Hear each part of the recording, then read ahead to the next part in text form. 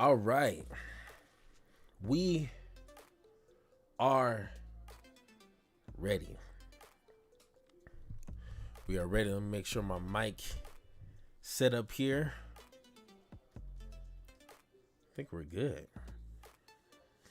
Everything is copacetic on my end. Cool. All right, guys. If it's your first time watching, it is your boy, Black Hammer. Probably better known as the Black Bob the Builder, or known as the Tiger Woods of this Magic game. It's like I'm not sure if they're really saying that, but they should, because some of the things that I have ready for this set here that we're going to be talking about, Dungeons and Dragons Adventures in the Forgotten Realm, I think is pretty daggone amazing. So if it's your first time watching, thank you, congratulations, and go ahead and subscribe. We're so close to our 1,000 subscribers, so go ahead, subscribe, hit the like button, ring the bell. I mean, do all that fancy stuff. It is free. Go ahead, knock yourselves out, have fun with that. But today we are here to talk about some Dungeons and Dragons card releases that will be sent out tomorrow. And normally in the past I've done like 5-6 videos of, talking about like 5, 10, 15 cards, but it seems like that's doing way too much. So I just want to do one video talking about the cards that I feel personally will be fun, competitive, and possibly, especially once rotation hits, change kind of the format for the better. Hopefully, I'm pretty sure there's some broken stuff that somebody will find, but hopefully it's not going to be like a teamer adventure type brokenness, because nobody likes that anymore. You know what I'm saying? So today we're going to break this down into honorable mention. Is one of my one card that I like, but it doesn't make the top 40. Then we're going to talk about the 2 Planeswalkers I feel that deserve to be in the spotlight. Then we're going to talk about dungeons, which is only like 3, which is weird. We're going to talk about those. Then we're going to get into the top 30, which once again has the Hammer approval. And like we always like to say, if Hammer doesn't approve it, then your ass probably shouldn't use it. So that's what we're going to be talking about. Hey, what's going on, Mr. Travis Decker? And I sent out your Secret Layer Black is Magic cards out today. So once again, congratulations to one of the most exciting Black Hammer squad members we got today. So let's go ahead and start with our honorable mention, which is Nadar, Selfless Pedallion. It's a 3-drop legendary creature, Dragon Knight, which is very interesting. Dragons is going to be a very popular thing, and Knight, I'm not sure if Knight is still going to have its place in standard, but at least they have something pretty decent. So it has Vigilance, 3/3, and it says whenever this creature enters the battlefield or attacks, which is probably the most important word on this card, or attacks, venture into the dungeon. So once again, it has Vigilance, so it will kind of give you that incentive to go ahead and attack. You don't have to worry about blowback from your opponent. And it says other creatures you control get +1/+1 as long as you've completed a dungeon. And like I said, once we get into the dungeons, we're gonna kind of see, is it really like worth it going through this whole dungeon thing? And like Mr. Decker said in the Discord, it's probably a good set amongst itself, probably in like drafting or something similar like that, but in competitive with other amazing 3-drop creatures, I don't know. But if you can pull this off, other creatures you control get +1/+1s. That's cool. I see hope in this card. All right, let's get into Planeswalkers. Wow, this is going to be exciting. Grand Master of Flowers. So 4-drop Bahamut comes in with 3 loyalty, so that's already pushing it. It's better than 2 like the brother and sister duo. I forget their name. They're not really that important, but it comes in with 2 loyalty. That's ridiculous. But this comes in with 3, so it's a 4-drop. Just make sure that when you play this, you're ahead on the board state, because yeah, that's a lot, and just coming in with 3 loyalty. But it says as long as Grand Master of Flower has 7 or more loyalty counters on him, he is a 7/7 dragon god creature with flying and indestructible. Now, I've only been playing Magic for about 5 years. I never seen a Planeswalker quite built like this. It has 2+1 abilities. The first one, target creature without first strike, double strike, or vigilance can't attack or block until end of turn. It's quite a few cards that has first strike, double strike, vigilance, so it kind of narrows down, so you can't just, every creature. And it has a +1, search your library and or graveyard for a card named Monk of the Open Hand, reveal it and put it into your hand, do you get it? Put it into your open hand. If you search your library this way, shuffle it. Of course, why would you not want to shuffle your deck after that? So, is it good into a Dragon's deck? Of course. But can you go ahead and get it over 7 or more loyalty counters without getting it demolished? And once again, amongst other D&D cards, this is probably really good, but within standard, there's a lot of removal, a lot of exile cards, a lot of spot removal, a lot of board exile wipes. I don't know. You're gonna play this on turn 4, do all you can to get this to 7 or more loyalty, and someone just extinction event. Like, really, I don't know. But once again, we're gonna try. Let's go ahead and go to the next one here. Drink a sip of my soda. Now this one right here was spoiled like 2 years ago. It's like not 2 years ago, but it was spoiled a while ago. And we already know what kind of build this is going to be in. It's going to be in a black green with the leeches and tokens, and it's just going to just fit into the slot. I mean, so we're gonna try to build beyond that, because that's its obvious position. But we over here at the Hammer Squad, we go beyond that. You know what I'm saying? We go beyond the obvious. So it's a 5-drop, comes in with 4 loyalty. Once again, really low loyalty for the cost of 5. But it says whenever a creature you control dies, put a loyalty counter on this Planeswalker. So you need creatures to die. So obviously it's not going to be in a control deck. I mean, which you could, but it's not going to benefit off that passive ability. 0 loyalty, or the cost is 0.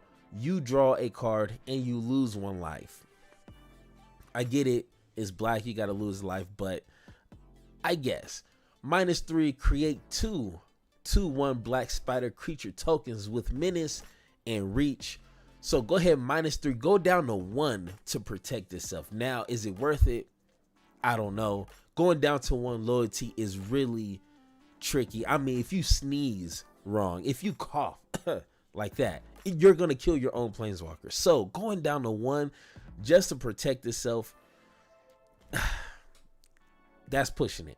-8, you get an emblem with whenever an opponent is dealt combat damage by 1 or more creatures you control, if that player lost less than 8 life this turn, they lose life equal the difference. So if your opponent loses 3 life, they'll lose 5 additional. So it'll equal up to 8. So at the end of the day, they're going to lose 8 life. So is it? I don't know. That's a little weird. Like a -8, you're starting at 4. You play this on turn 5 or whatever. is that really like worth it? I don't know. Like it feels like they could have done a way more, you know, impactful emblem. -8, that's a lot. That looks like a -6, honestly. Like I don't know. That's my opinion, but it's going to see some play for sure.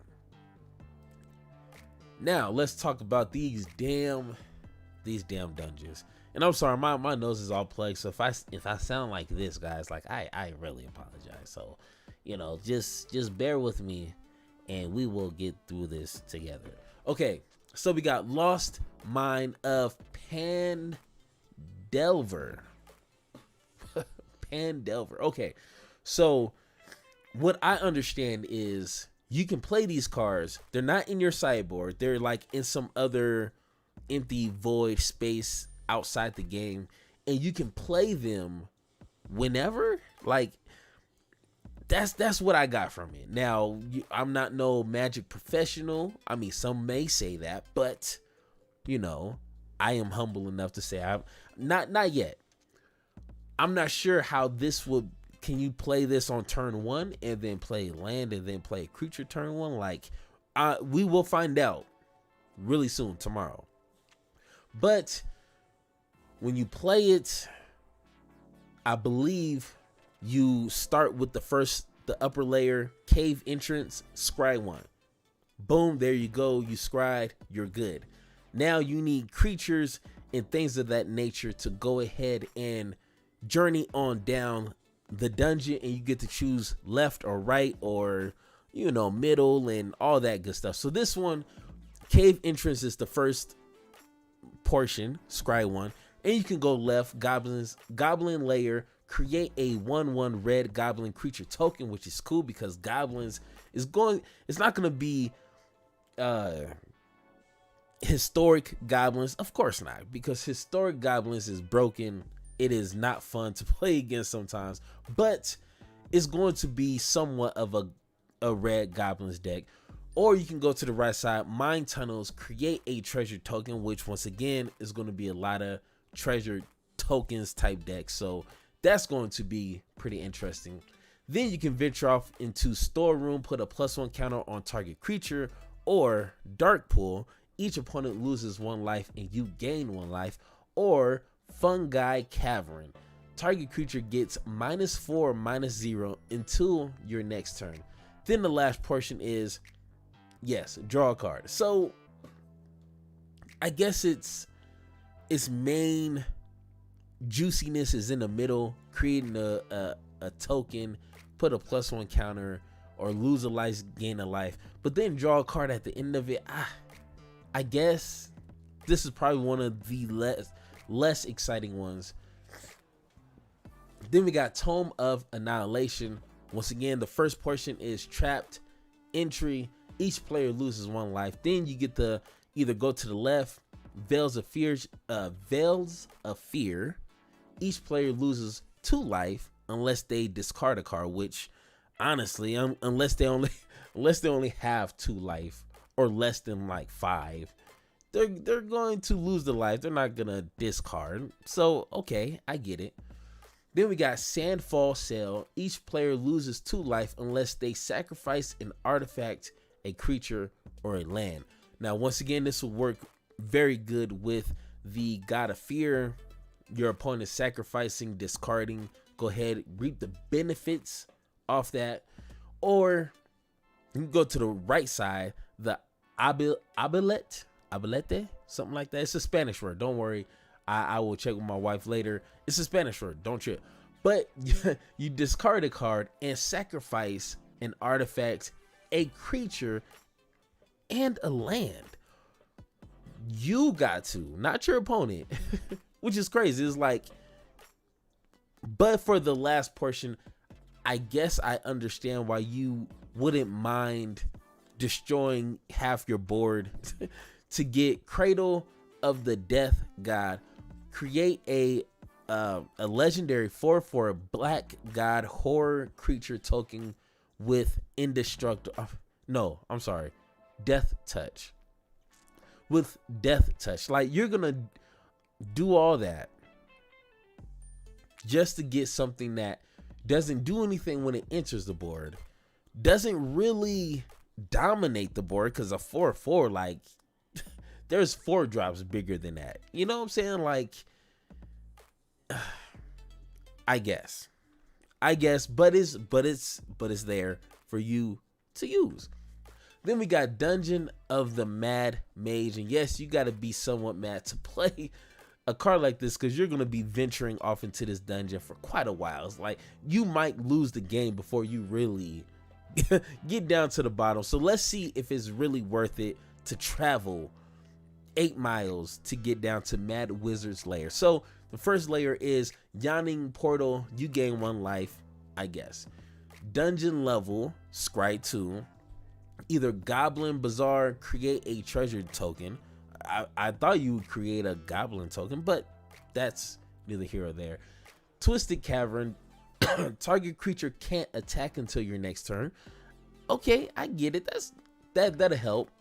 Lost level, Scry 2. Ruined Stone Cavern. Exile the top 2 cards of your library. You may play them. Little card advantage. I get it. Depending on how the board state is, that might be beneficial. Then you got Morale's Graveyard. Create 2 black skeleton creature tokens. Skeletons might be a thing, so that could help. Deep Mine, Sky 3. Then we got Mad Wizard's Lair. So is it worth it? Let's find out. Draw 3 cards and reveal them. That already lost me. Draw 3 cards. I don't want my opponent to see the cards that I just drew. No, I done did all this, went 15 levels, and you want me to, okay, whatever.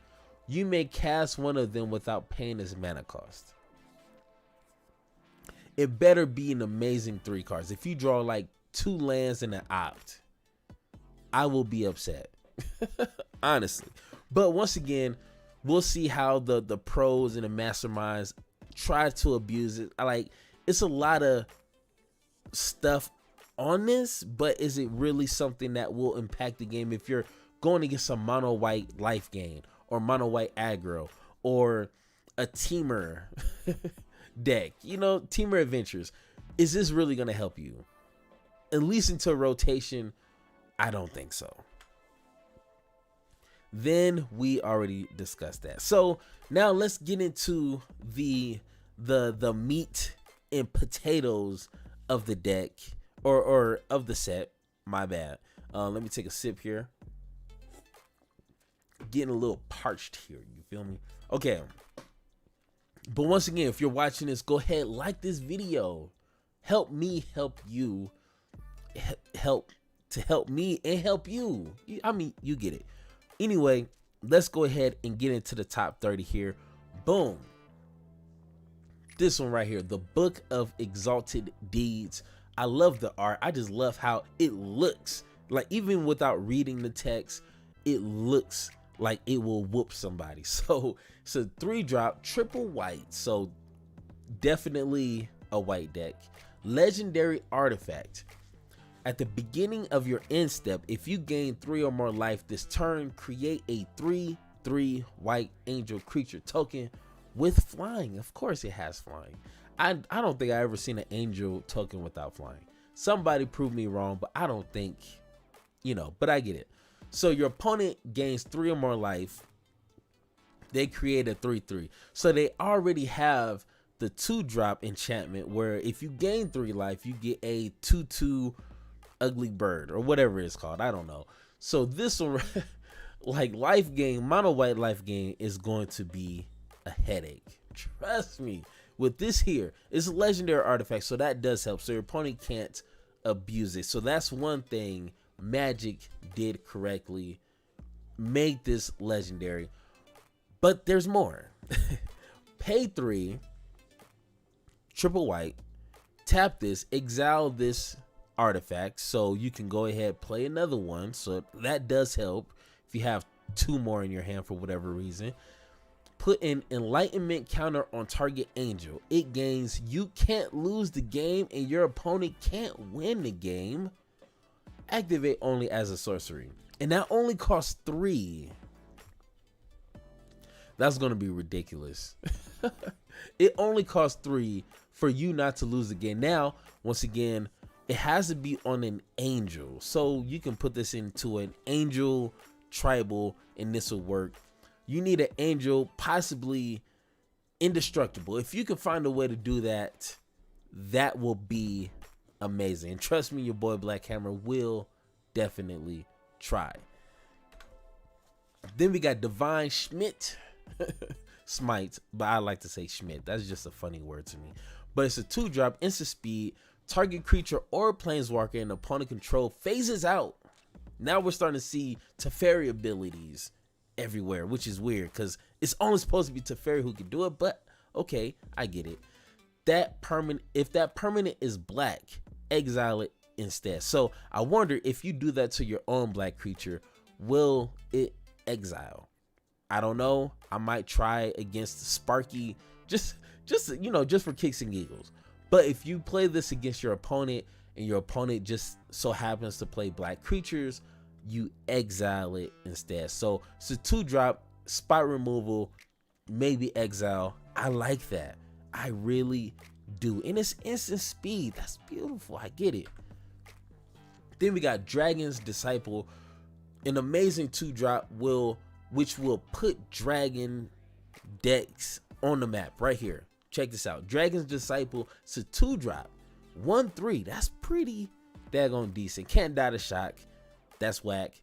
This is a 1/3 human monk, and it says, as Dragon Disciples enters the battlefield, you may reveal a dragon card from your hand.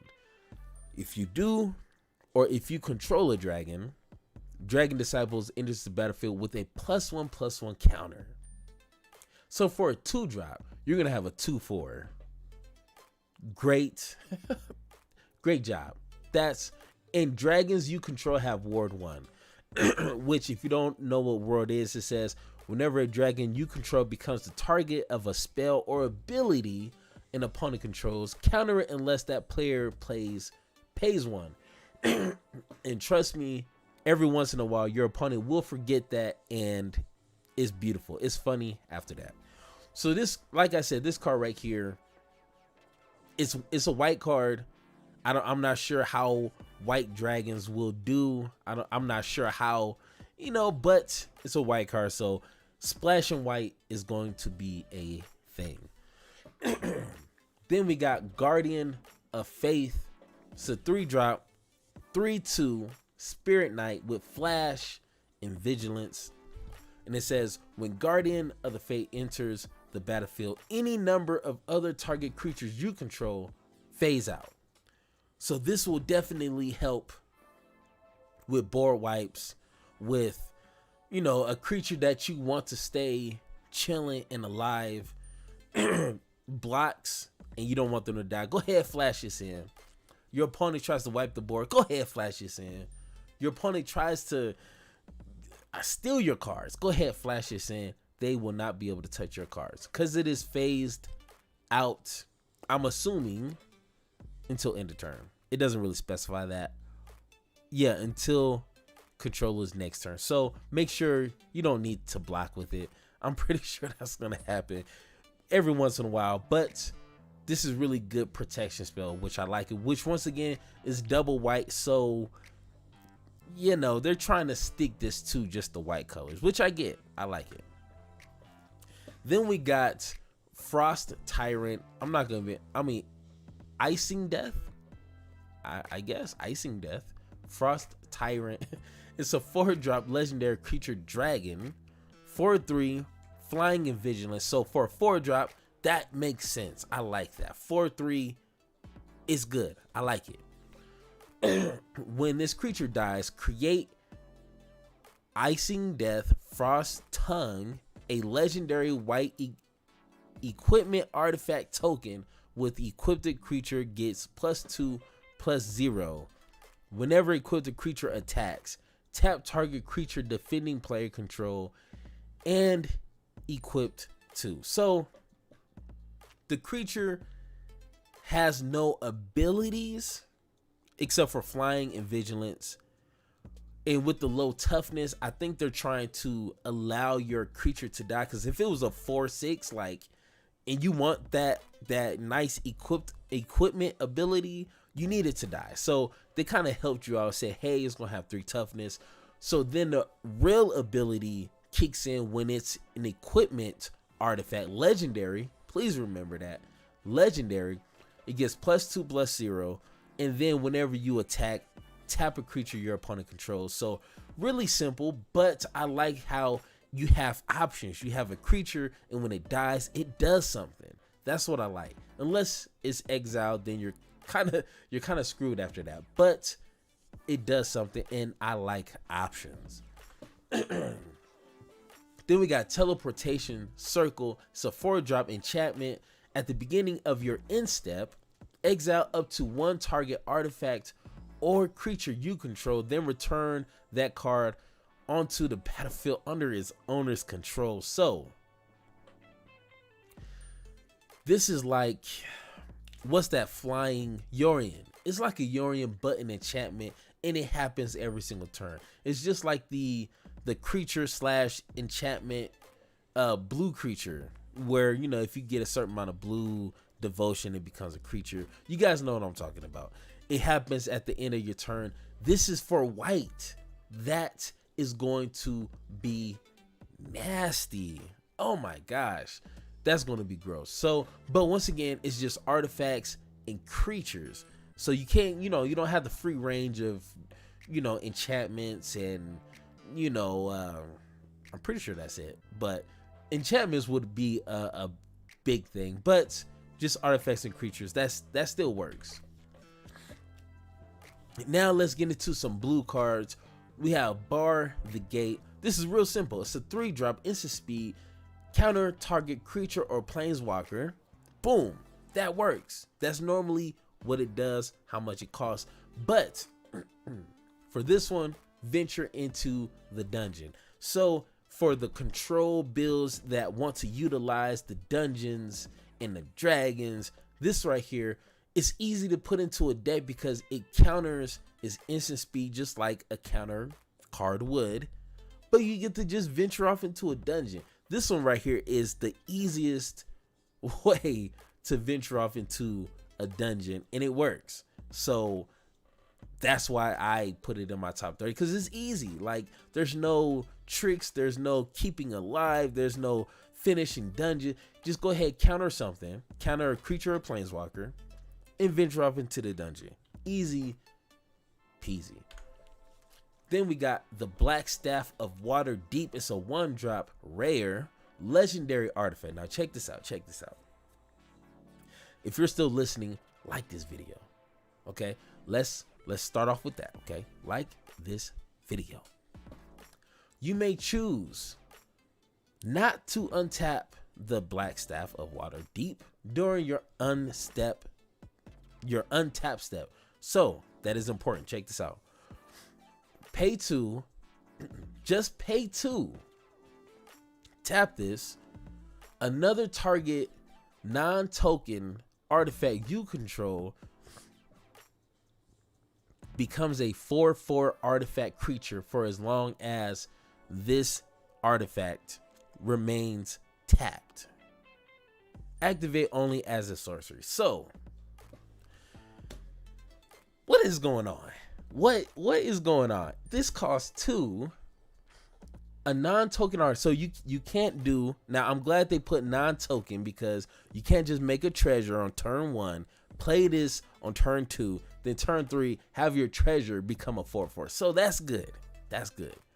But there's a lot of janky, cheap, even in historic, there's free artifacts. All you gotta do is pay 2 and you got a 4/4. Keep this tapped. Choose not to untap it. You got a 4/4. Oh, they wiped the board. Guess what? You play another cheap artifact that does nothing. Pay 2, tap this. You got another 4/4. You already know this is going to try to be abused. Now, is it going to change the game, and is it going to be like $100 card? I don't think so, but it will be fun to keep doing that. Like, it just costs 2. Just costs 2. That to me is crazy. Then we got Dragon Turtle. That's an easy name. Dragon turtle, and its creature type is dragon turtle. So like, I guess they just say, you know what? Let's just not try to be too creative here. Let's just name it dragon turtle. I get it. It's a 3-drop, double blue, 3/5 with flash, and it has drag below. When this creature enters the battlefield, tap it, and up to one target creature an opponent controls, they don't untap during their controller's next untap step. So,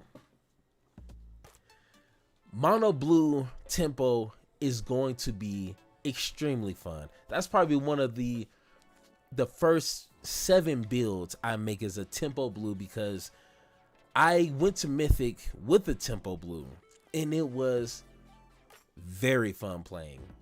Extremely fun playing. So adding this, and it's only a 3, and it's a 3/5. I mean, talk about a big body. 3/5.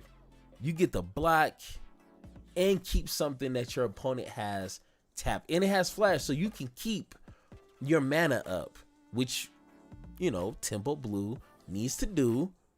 Go ahead, throw some flash on it, bro. Game over. Then we got Desert Doom. I'm not going to even try to pronounce his first name. He needs to figure that out. But we got Desert Doom. It's a 5-drop, 5/5. Pretty basic. I get it. Legendary dragon with flying. And it says this creature has a ward 4. So your opponent has to pay 4 as long as it's untapped. So don't be swinging thinking it has ward. Only when it's untapped. Whenever this creature deals combat damage to a player, draw a card. Boom, simple. Then if you have fewer than 3 cards in hand, draw cards, not quards, draw cards equal to the difference. So you can't just, I mean, if you're playing, you know, cards out your hand, that will, so it kind of halfway fills up your hand. So if you have 3 cards, you play your whole hand, boom, boom, boom. You swing in with this, it deals combat damage. You have 0, now you draw 3. Or you draw 1, then it checks to see how many cards you have in your hand, then you draw 2 more. That's what I get from reading that. The next turn, repeat the process so you can keep utilizing that, draw the difference. Boom. So, yeah, I like it. So here, let's get into the black colors. We have the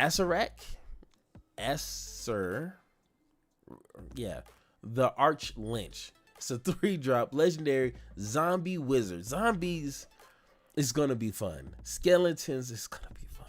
Now, is it gonna break standard? Of course not. Of course not. But it will make great content, trust me. And it's a 5/5 for a 3-drop. When this creature enters the battlefield, if you haven't completed Tome of Annihilation, return this creature to his owner's hand and venture into the dungeon. So it helps you venture so you can eventually keep this on the battlefield. That right there helps a bunch.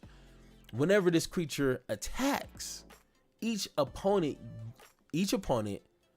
you create a 2/2 black zombie creature token unless that player sacrifices a creature.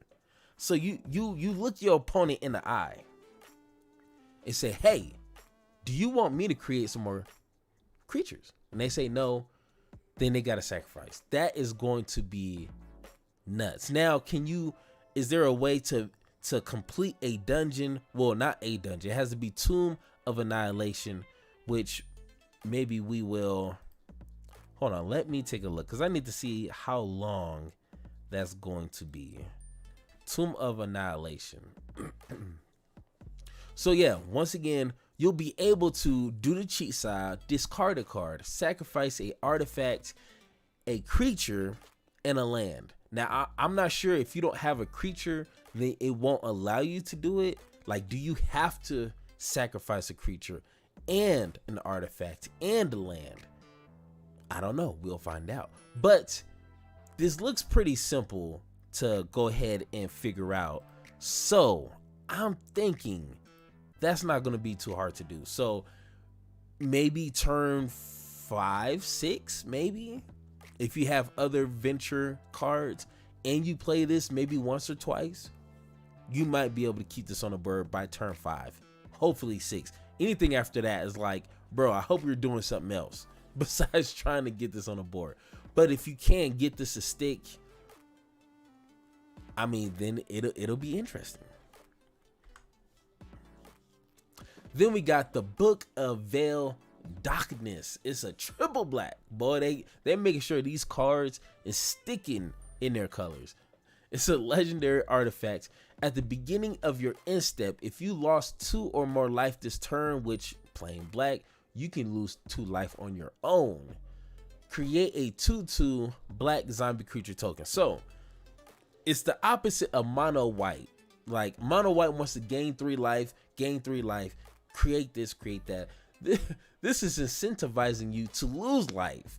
Now, I get it, but you don't want to lose too much life. You can't go negative. I mean, you can, but you will lose. So you have a cap. Mono white doesn't have a cap. They can gain 200-300 life and keep going. You just be careful, bro. I mean, I'm really speaking to myself. I can find myself losing 2 life on purpose every single turn. Is not hard, and then find myself beating myself. So just saying all that to say this, be careful.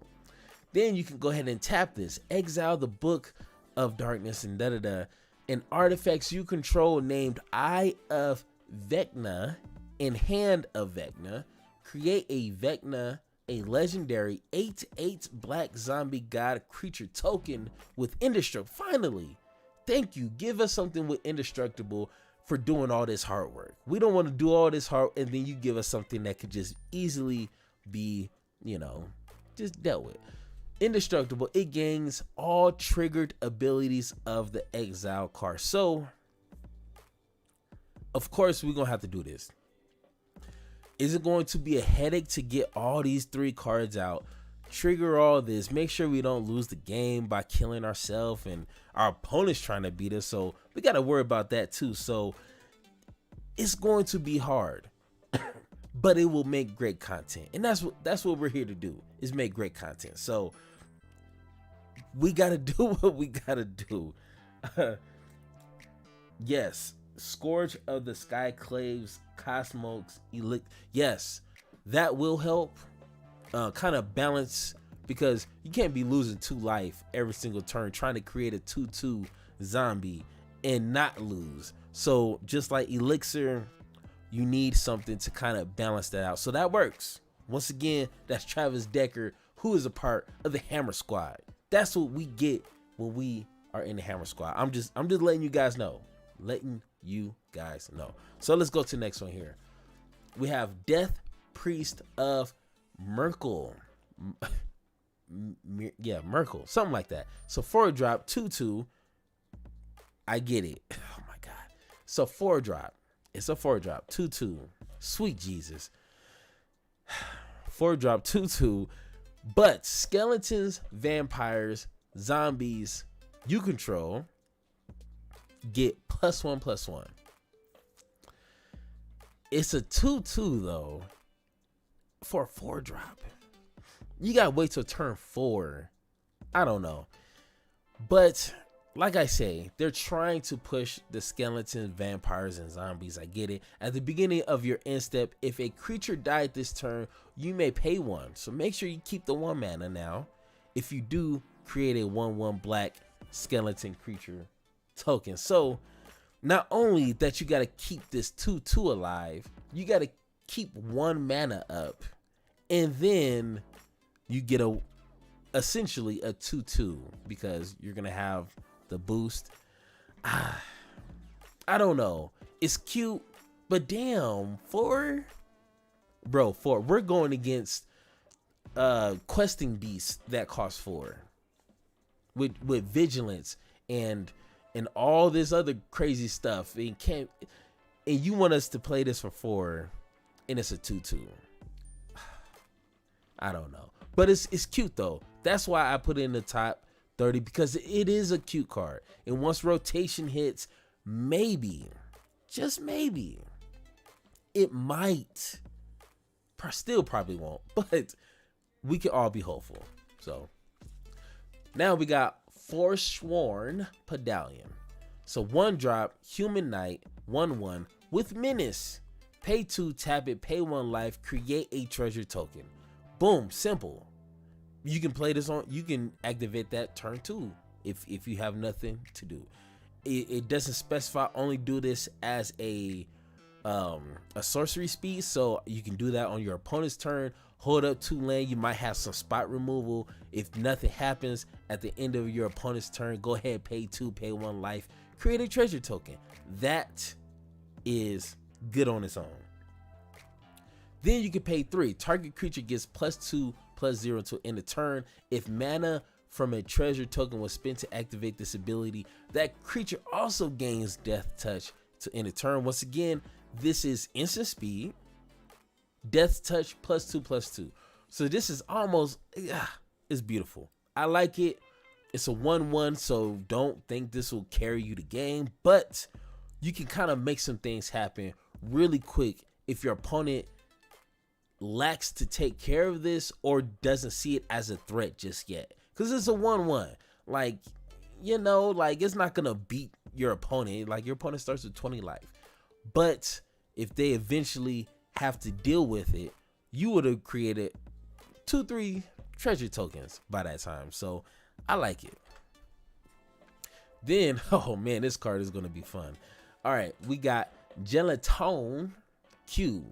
Okay, it's a 4-drop ooze, which ooze is finally going to be a thing. So 4/3 with engulf, and it says when this creature enters the battlefield, exile target non-ooze creature and opponent control. So if your opponent's playing ooze, then like that sucks until cube leaves the battlefield. So if your opponent plays Questing Beast on turn 4, you play your turn 4 land, play this, engulf their Questing Beast. Then you have dissolve. It is X plus black, and it says put target creature card with mana value X, exile with this creature into its owner's graveyard. So you essentially exile it and then poop it back into the graveyard. So you have to pay 5. So if you have Questing Beast locked up, you have to pay 4 plus the black to get rid of it. Now, if it gave you a way to engulf another creature, that will, you know, incentivize me to go ahead, pay that 5 so I can engulf another creature. But, you know, like, for whatever reason, if you want that creature to be in the graveyard, like, okay, but I'd rather it keep, you know, just keep it in exile. You know, you don't have to pay it. Just keep it in exile, because if you do pay it, then you just got a 4/3 and you can't do nothing with it. So that is a card. Then we got Reaper's Talisman. So 1-drop artifact equipment. White flicker enchantment. Yes. It says whenever equipped creature attack, it gains Death Touch until end of turn. Pretty simple. Whenever equipped creature attacks alone, defender player loses 2 life and you gain 2 life. So this is a card to kind of help you with that one creature we've seen where you gotta, you know, whenever you lose 2 life, this and this happens. This is kind of like a way to regain that life, you know, so you don't kill yourself, because we don't want that, because we don't do that around here. So I like this. It's a 1-drop, equips for 2. That's pretty cheap. If it equipped for 1, that'd be even better, but equip for 2. And if you're playing somewhat of an aggro mono black, or maybe black with a splash of red, whenever you attack alone, which go ahead, knock yourself out, your opponent loses 2 life right off the bat and you gain 2 life. And if your opponent doesn't block it, guess what? They're gonna lose more life, whatever that creature is equipped with this. So I like this. This is low key right here, gangster stuff right here. Yes, I done said it right. That pretty tight. Then we got Vorpal Sword. I hope I'm saying that right. Vorpal Sword. So 1-drop artifact equipment. Equip the creature gets +2/+0 and has death touch. Boom, plain and simple. Equips for double black. Okay. You can pay what? 5, 6, 7, 8. Pay 8. Triple black. So this is going to be in a black deck. If you're playing any other colors with this, good luck. Until end of turn, Vorpal sword gains whenever equipped creature deals combat damage to a player. That player loses the game. Good luck. Now, yes, it's cute. I get it. It's a rare. So do you really want to spend your rare wild cards on this? I don't know. I may not even do it. But it's like I will have to, because I create content. You guys want to see this stuff happen. So I will do it for you. And I will let you know if it's worth it or not. But I know. Okay, but it may be a little too much. Ramping into it is going to be rough because it's triple black. So you got to just splash a little bit. But if you can make that happen, which we will, because that's what we do over here, that will be fun. Then we got Westgate Regent. So it's a 5-drop. It is the buy box. Okay.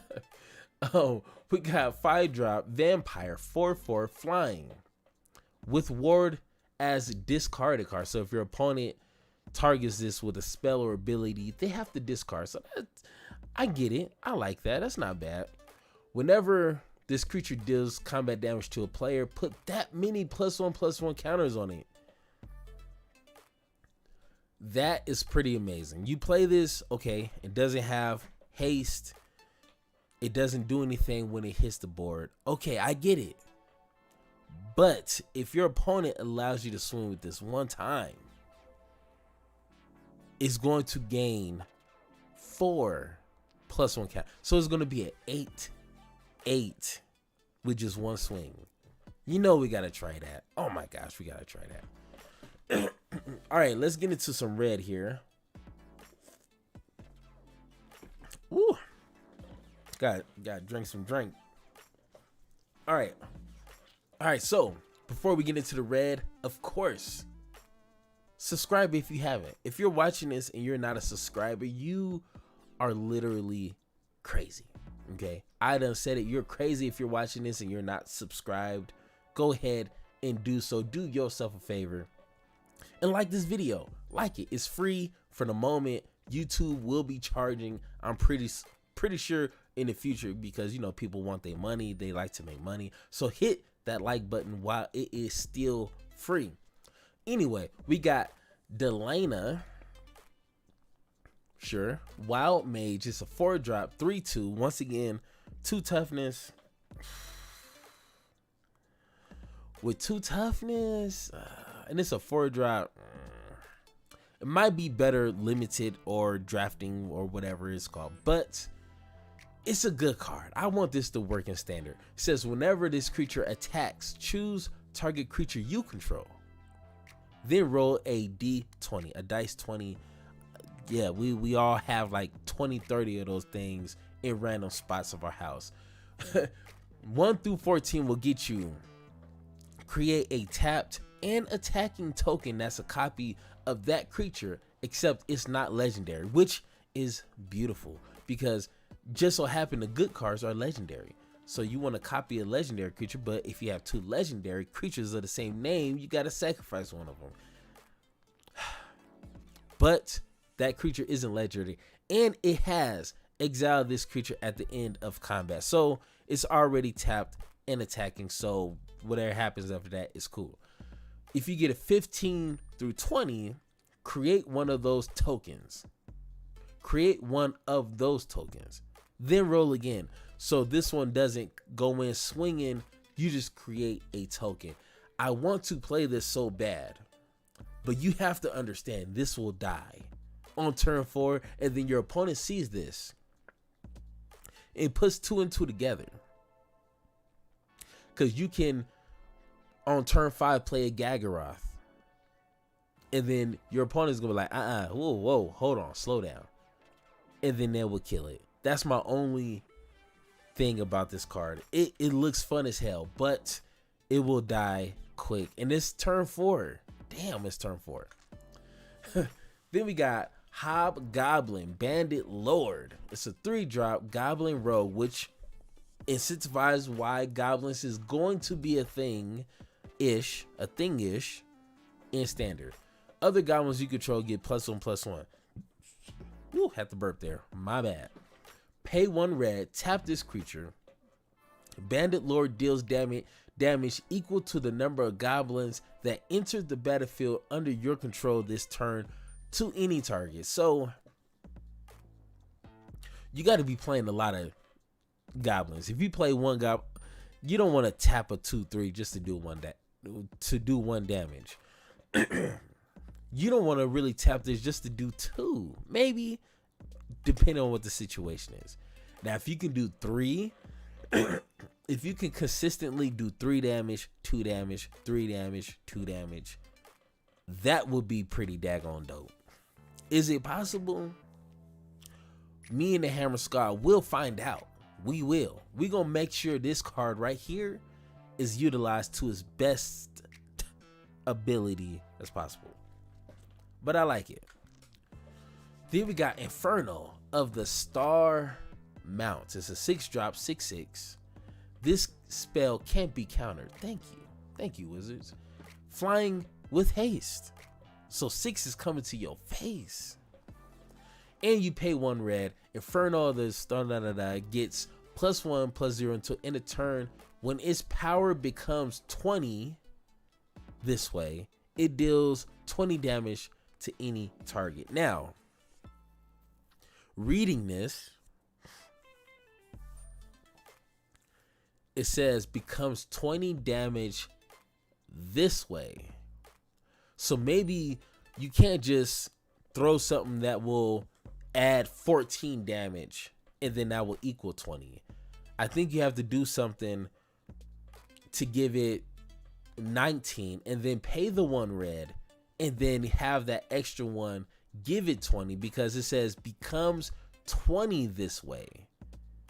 Then it deals 20 damage to any target. So once again, we got to wait until we play test it, because that just seems a little weird as I'm reading it again.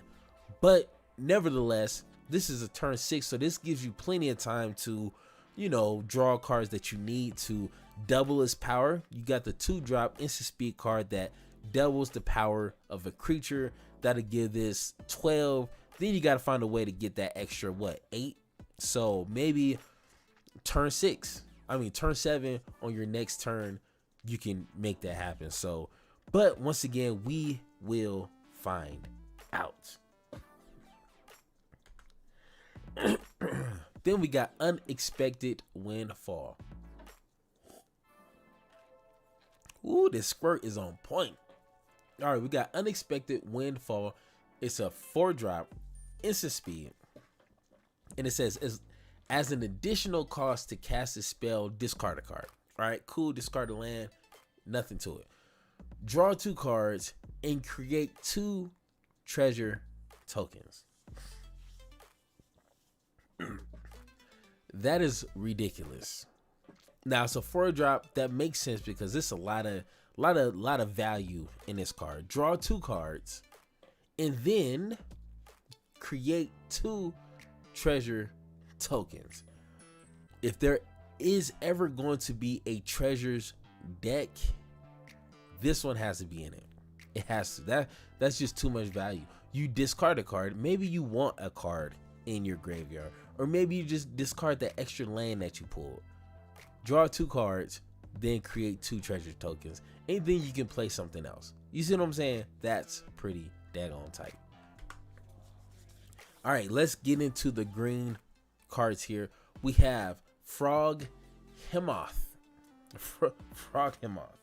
All right. Yes, it is definitely a seize the spoils plus. Exactly. That's exactly pretty much what that is. All right, we have Frog Hemoth. It's a 5-drop rare 4/4 frog horror, and it definitely looks horrifying with trample and haste. So I don't know if you're gonna be doing too much trample with the 4/4, but I get it. It says whenever this creature deals combat damage to a player, exile up to that many target cards from their graveyard. Put a +1/+1 counter on this creature for each creature card exiled this way. You gain 1 life for each non-creature card exiled this way. So this is more like a what's the 2-drop creature? Damn, I'm so having a brain fart. The 2-drop creature, it's a green creature, and you pay 1 green and you can exile a creature card from a graveyard. This is exactly that on steroids. And you don't have to pay nothing. All you got to do is just swing in, make sure you have the biggest creature. You get +1 counters on it for exiling a creature, or you can gain life and gain life for exiling non-creatures. Jeez, that's pretty daggone good. Hey, Mr. Travis Decker, have a good night and make sure you have yourself a wonderful day tomorrow. Thank you for dropping in. Then we got Ortre Jelly. We're gonna call this Jelly. So it's a X 1 green ooze 0/0 with trample. And it says when this creature enters the battlefield with X +1/+1 counters on it. So if you wanted to have 3, you go ahead and pay for it. So pretty simple. Then it has split. When this creature dies, if it had 2 or more +1 counters on it, create a token that's a copy of it at the beginning of the next end step. So you got to remember that. So that gives your opponent some time to kill it. At the beginning of the next end step, the token enters the battlefield with half that many +1 counters on it, rounded down. So if it comes in with 3, it dies, you're gonna have 1. A token that has 1 counter. So make sure, I already got somewhat halfway built with this. This is going to be a very, very fun deck. Then we got Old Gabon. Gabon. Okay, got you. It's a 7-drop for 7/7. Fair trade with flying. Whenever a creature you control deals combat damage to a player, create that many treasure tokens. Once again, you swing for 7/7, hit your opponent with 7. You're gonna get 7 treasure tokens. If you're playing a dragons deck, you can, and you hard cast this, bro, you got 14 mana available to you. You should be able to win the game with that. I am going to make that happen. I'm going to make so much daggone treasure tokens. It's going to break this game. That to me is ridiculous. So create that many treasure. Oh my gosh. All right. So we have various silvery moon ranger. We're just going to call him the green ranger. You guys see what I did there. Call him the green ranger because he's a... Okay, anyway, it's a 3-drop, 3/3 human elf ranger with reach and ward 1. Whenever you cast a creature or a planeswalker spell, venture into the dungeon. Once again, this triggers only once each turn. So once again, they make sure you don't break the hell out of this. But you're going to be casting creatures anyway. Why not venture into the dungeon while you're casting the creatures? To me, this is an easy, once again, another easy way to venture off into the dungeon without having to, use a treasure token. Or it's like, no, play a creature, venture off into the dungeon. That's all you need to do. Whenever you complete a dungeon, create a 2/2 green wolf creature token. Boom, there you go. Quick and easy. Then we got Adult Gold Dragon. It should have said Adult Gold Span Dragon. That would have been hilarious. But it's a 5-drop, flying, lifelink, haste, and it's a 4/3. Goldspan Dragon has a run for his money. Now, yes, Goldspan does have haste. If your opponent targets Goldspan Dragon, you create a treasure, which is going to be really important with this set. When you swing in, it creates a treasure token. I get it, but it is really hard to beat a 4/3 with flying and lifelink. Oh, that's gonna be rough, bro. It's gonna be rough. Now we got Hema Pashhar, Ruin Seeker. It's a 3-drop human wizard, 2/3. Room abilities of dungeons you own trigger an additional time.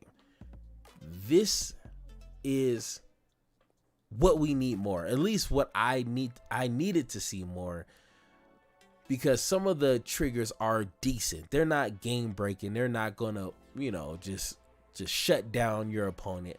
But if you can have them triggered twice, that is pretty daggone tight. So it's a 3-drop for a 2/3, which is pretty common. That's basic. Legendary creature, so you can't have 4 of these out on the field because that would be ridiculous. But additional triggers is always welcome by me. Then we got Orcus, Prince of Undeath. Got you. It's an X +4 legendary creature, 5/3 with flying and trample. Now let's see what this bad boy says. Says, when this creature enters the battlefield, choose one. Each other creature gets -X until end of turn. You lose X life. So if you paid an extra 1 or an extra 2, which is probably common, every other creature besides him gets -2, and you lose 2 life. Okay, I get it. Or return up to X target creature cards with total mana value X or less from your graveyard to the battlefield. They gain haste until end of turn. So it kind of helps both ways like this. If you play this on turn 5 or turn 6, it's almost like a small little board wipe. We get it. Or this could be a big reanimation. You pump in an extra 3-4 mana into this in the late game, bro, and they gain haste. Make sure you bring back creatures that have enter the battlefield triggers or dying triggers, because you're gonna be swinging in, and if your opponent blacks them, they die, stuff triggers, or if they enter the battlefield, they stuff triggers. That is going to be hilarious.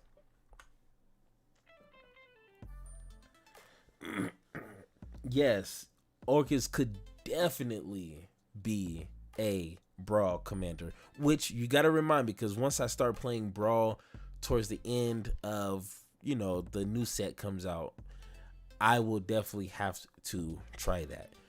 Now we got Skeletal Swarming. It's a 5-drop enchantment. Each skeleton you control has trample. Now, I haven't seen any huge skeletons, so I get it. Attacks each combat if able and gets +X+0, where X is the number of skeletons you control. Now, you're gonna have a lot of skeletons. Like you don't need about 5-6 to really make this impactful. So once again, with all the board wipes, spot removals, it's like, okay, good luck. At the beginning of your end step, create a tapped 1/1 black skeleton creature token. If a creature died this turn, create 2 of those tokens. So you already know this is going to be played a lot. It's a rare, so is it worth crafting your rare wild cards? We will see. But and it comes in tap. I don't know, but I have this as my top 30 because they are really trying to make skeletons a thing. So I appreciate that. Yeah, when Maskwood Nexus comes out, all your creatures will be skeleton. The only issue with that, and I was watching Dev, and I'm pretty sure everybody know who Dev is. I've been watching him for about since I started playing Magic. But turn 4, I mean, unless you do an amazing turn 1, turn 2, turn 3, you have a nice board state, then yeah, on turn 4 play Maskwood, does nothing. Turn 5 play this, does nothing. So just make sure you have a nice start, because you don't want to play turn 4 nothing, turn 5 nothing, and then hopefully you don't lose the game. So that would be the only issue with that. I will definitely try it. Trust me, I already got that halfway built. So yeah, we're definitely gonna see some skeletons. Oh, and guess what? That is it. That really surprised me. I was like, hey, hold up, wait a minute. I already, yeah, we already talked about this. So guys, I appreciate you guys for watching, for liking this video. I appreciate that so much. Stay tuned, because there's more giveaways I'm going to be doing in the future. I'm definitely going to give out a box or maybe 2 boxes of Dungeons and Dragons. One especially for people who are a member of the Hammer Squad, and to 1 lucky subscriber. So make sure you stay subscribed and watch future videos for these giveaways. But once again, it is your boy, Black Hammer. And thank you, Musketeer, for chatting it up in the chat room, even though no one else is chat. Hey, I appreciate you. You are an amazing person. Thank you. Thank you so much. But once again, it is your boy, Black Hammer, and I will see you guys in the next video you're watching right now. Peace.